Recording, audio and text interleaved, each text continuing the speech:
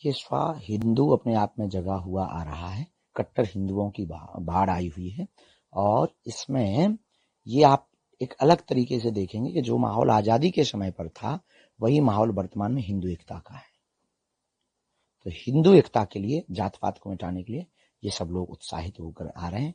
हम निश्चित रूप से इससे बहुत प्रसन्नता महसूस कर रहे हैं। इसमें पूरी यात्रा के दौरान आकर्षण का केंद्र क्या रहेगा? किस तरीके से लोगों को संकल्प दिलाए जाएंगे?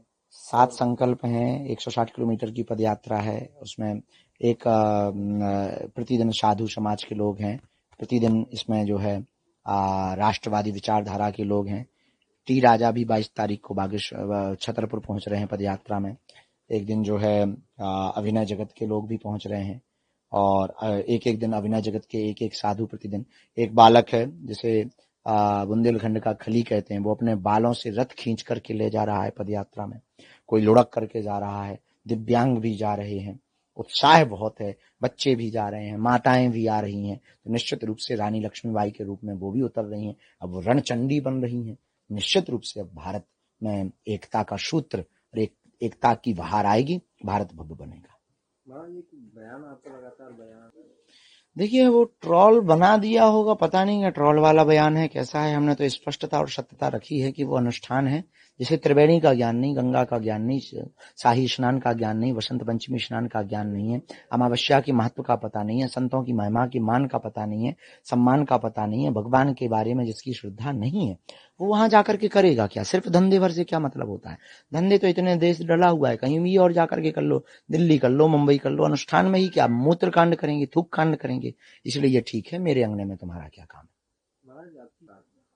वो बुलाते हैं तो हम जाते हैं। दुबई भर क्यों, मॉरिशस भी बताओ, नेपाल भी बताओ, फिजी भी बताओ, ऑस्ट्रेलिया भी बताओ, लंदन भी बताओ, और आप जो है न्यूजीलैंड भी बताओ। हम तो बहुत देशों में गए, उन देशों की भी यात्रा बताओ, दुबई भर की क्यों? हम तो कहते हैं पाकिस्तान बुलाए हम वहां जाएंगे, यहाँ के भारत के मुसलमान हमें बुलाए हम वहां जाएंगे, उनकी मस्जिदों में कथा करने को तैयार है। तुम बुलवा तो दो। शुरू कर रहा है। सनातनियों की एकता पदयात्रा का प्रमुख लक्ष्य तो अभी वर्तमान में भेदभाव और जात पात को मिटाना है, परंतु अगर मंदिरों में ये प्रयोग की जाती है या पहल की जाती है निश्चित रूप से बहुत अद्भुत होगी, अनूठी होगी। इससे इस देश में वो क्लियर हो जाएगा कि देशद्रोही कौन है और राष्ट्रभक्त कौन है। तो निश्चित तौर से देखिए ये बहुत बड़ा विषय तो है कि धर्मांतरण है, और कारण क्या है ये भी बहुत बड़ा विषय है। कारण ये है कि हम लोग उन तक नहीं पहुंच पाते, वो सहरा नहीं पाते, इसलिए डिस्टेंस जो है ना, उस खाली रिक्त स्थान को भरना, धर्मांतरण को रोकना है। रिक्त स्थान कैसे भरेगा? हमें उनके बीच में उत्सव में जाना पड़ेगा, उनके बीच में कथाओं के लिए जाना पड़ेगा, उनको मंचों पर बुलाना पड़ेगा, उनका सम्मान उनका बरकरार रखना पड़ेगा। वोट बैंक के समय पर राजनीति तो राजनेता जाते हैं, गले लगाते हैं, कक्का दादा कहते, फिर भूल जाते हैं।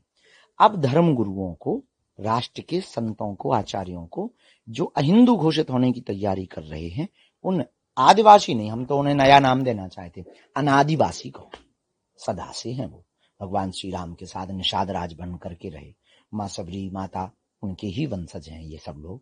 निश्चित रूप से बहुत अद्भुत लोग हैं और उनको उनके धर्मांतरण पर रोक लगाने की यही उपाय है।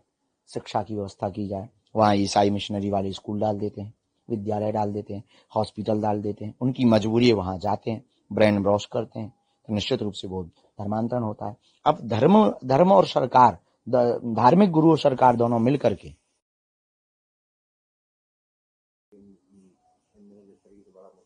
धर्मांतरण इस देश के लिए सबसे बड़ी एक चुनौती तो वर्तमान में है, पर उसके पीछे का लॉजिक और कारण समझना पड़ेगा। लॉजिक सबसे बड़ा कारण ये है कि हमारे और उनके बीच में, आदिवासियों के बीच में डिस्टेंस बहुत है। धर्म गुरुओं को, देश की सत्ता के लोगों को उनके बीच उत्सव में सम्मिलित होना पड़ेगा, उनको भी उत्सव में सम्मिलित करवाने के लिए इनवाइट करना पड़ेगा। वहां पर शिक्षा के विद्यालय, गुरुकुलम, स्वास्थ्य की व्यवस्थाएं पर्याप्त मात्रा में अगर दी जाएंगी तो ईसाई मिशनरी वाले अपने विद्यालय स्कूल नहीं डालेंगे, उनका ब्रेन वॉश नहीं करेंगे और धर्मांतरण रुक जाएगा। यही एक सर्वोत्तम उपाय है।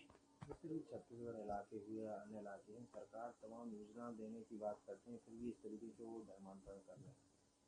उसके पीछे है कि वो लोगों के, उन लोगों की जो श्रृंखला है वो बहुत मजबूत है, वो गांव गांव में घर घर जाकर के ब्रेन वॉश करते हैं, चमत्कारों के नाम पर ब्रेन वॉश करते हैं, लालच देकर के ब्रेन वॉश करते हैं, फिर उनको बुलाते हैं, फिर प्रेयर करवाते हैं। अपने स्कूलों में उनके बच्चों को फ्री मुफ्त पढ़ाते हैं, उसमें भी वो प्रेयर करवाते हैं, यीशु की प्रेयर करवाते हैं। निश्चित रूप से स्वाभाविक रूप से बच्चा मन है, और वो परिवार में आके बताते हैं, फिर लालच देते हैं, तो वो कन्वर्टेड हो जाते हैं। तो ये अभी जिस तरह की देखिएगा सरकार ने जो मदरसे है उसको लेकर भी